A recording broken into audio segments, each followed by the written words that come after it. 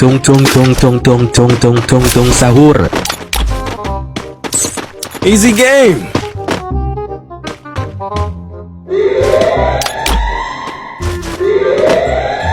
Easy game trời ơi. Idol. Idol này. Idol này.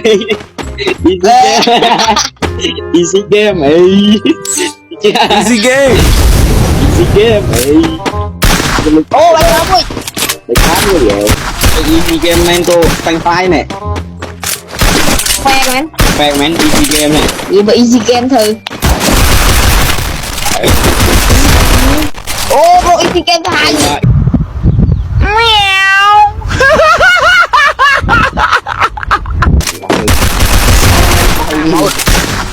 Quay.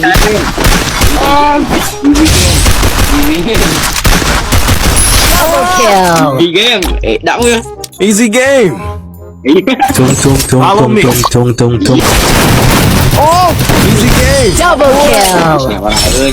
Easy game. Easy game mà. Pro năng đó. Pro năng thì thôi TikTok rồi. Thanks. Bay. Pro nó chọc lên bạc này nhung chơi easy game.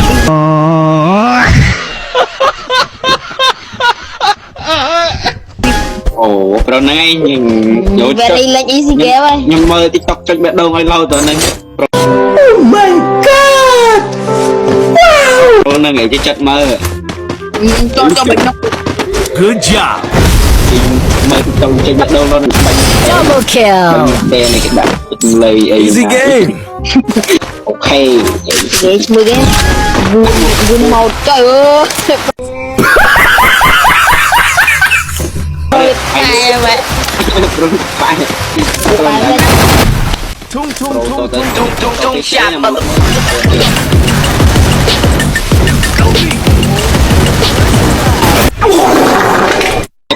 cho TikTok rương đang tới rương rồi nè nhưng trong comment đã ao rồi nè cho TikTok nè. Rồi Đó, anh mười rồi nè mười. ôi mà nó được. Cũng thích. Pro đã TikTok Pro easy game đã TikTok. Double easy game. Double kill. Easy game. Bạn lấy chiêu cái gì?